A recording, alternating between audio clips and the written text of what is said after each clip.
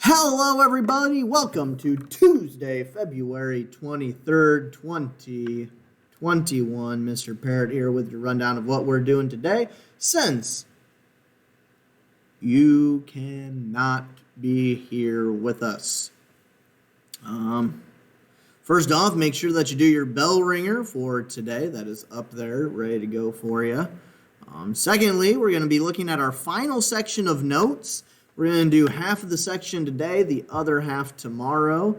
And you can see that our activity that we got later on is only going to cover day one stuff as well. So we're only going to do half of the activities here too. So without further ado, let's jump into the notes.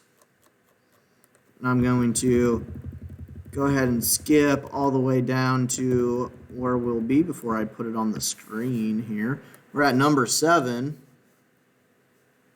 Let me fully present it there. There we go. Hey, look at that. We're going to look at what we call weird genetics, which means that these are things that do not follow our normal rules for how we've treated genetics.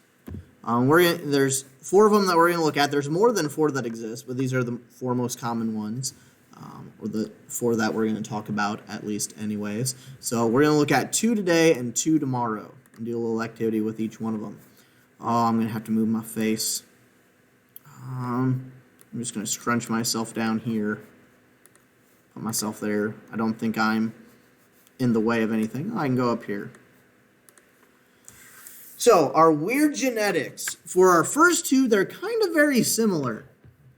Because what ends up happening is that for both of these things that we're going to talk about, neither one of them has the heterozygous, which is our hybrid, showing dominant, but instead they show a combination of both dominant and recessive traits. So what this means is that if you have a capital letter and a lowercase letter, it is not going to be dominant today, but it is going to be something else. And there's 2 ways that it can be something else. There's what we call incomplete dominance, where the traits blend themselves together. This is a lot with colors have to deal with this. So if you look up here in the corner, that corner right there, you can see that we had a red flower and a white flower. Red is dominant, white is recessive. If we mix those 2 together, what it actually does is it creates a pink. It actually blends the 2 colors together, because this is something that actually does happen.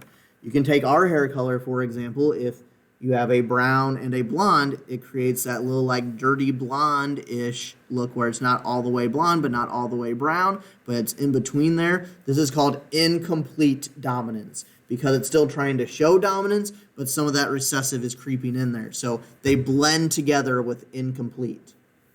So really all that changes is every combination now has its own trait. Tall or capital has its own trait, capital lowercase has its own trait, and lowercase has its own trait to it. If they blend together, we call it incomplete.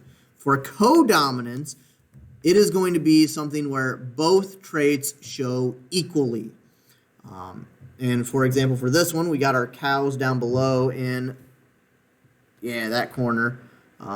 Where you have a brown cow and a white cow, you mix the brown cow with the white cow, it makes a spotted cow where it shows both colors, brown and white, at the same time, which is also a trait that could end up happening for it. We call that codominant being there, where both of the traits show at the same time. So you get both dominant and recessive showing. It's still in the middle because you're still not all the way dominant and you're still not all the way recessive, but it shows one of each. So how that changes the Punnett squares, it doesn't actually change how the Punnett square looks. All that is going to change is the outcome of the Punnett square. So I'm going to move myself again here so you could practice this problem, and I'll show you how it's done here. So if you want to practice this problem, go ahead and pause the video. I'm going to take a snapshot of all of this so I could use my little drawing tool to solve it for us here. So this one's going to be incomplete. You'll notice that the one in the middle has a capital and a lowercase, and it is showing a blending of the 2 traits. How we end up doing the actual Punnett square, though, is just like normal. You still do your dragging and dropping. So we're dragging the capitals from mom's side, and then we're dropping the lower cases from dad. So we end up getting all of these big R, little r combinations. Now the thing that changes is how we interpret this information. How we interpret this information now is that, let's look at this question right here, is what is the percent chance of this offspring of having being pink? So we got to look at how many are red flowers, which is big R, 0% there. We'll look at how many are little r, there's a 0% there. So in this case, for our pink flowers, it is 100% pink. So basically we just have to do our percentages, but we have to keep in mind that there's now 3 traits to focus on. There's one for big, one for big little, and one for little. And for at least our problems, you're always going to be told what weird part is going on with it. So you're always going to be told whether it's codominant, incomplete dominant, etc. going on with things. Let's look at another example here. Let's take a look at the spotted cow example.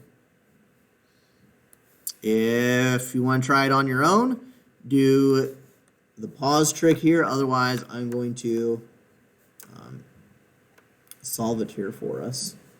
Oh wait, I took a picture of my actual... I didn't do the actual other screen that you see.